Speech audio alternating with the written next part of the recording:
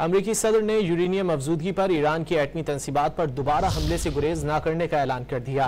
White house में media से गुफ्तगू के दौरान डोनाल्ड ट्रंप ने खदशा जाहिर किया कि ईरान दोबारा न्यूक्लियर हथियार बनाने की कोशिश कर सकता है। उन्होंने आलमी एटमी तवानाई एजेंसी या अमरीका समेत किसी और के जरिए ईरानी न्यूक्लियर तंसीबात का मुआयना करवाने का भी मुतालबा कर दिया। सदर ट्रंप ने ईरानी सुप्रीम लीडर के जंग में फतह से मुतालिक बयान पर जल्द जवाब देने का इंदिया भी दिया।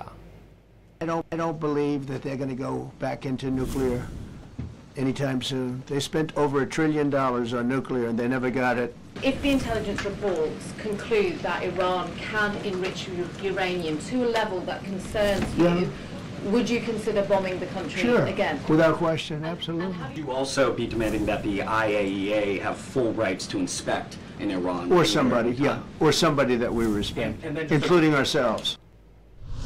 अमरीकी सदर ने जंगबंदी का एक और तारीखी मुआहिदा करा दिया। रवांडा और कॉन्गो के दरमियान अमरीकी सालसी में अमन मुआहिदे पर दस्तखत कर दिए गए।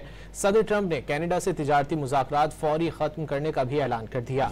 डोनाल्ड ट्रंप ने शुमाली कोरिया के साथ जल्द सुलह सफाई का इम्कान जाहिर कर दिया।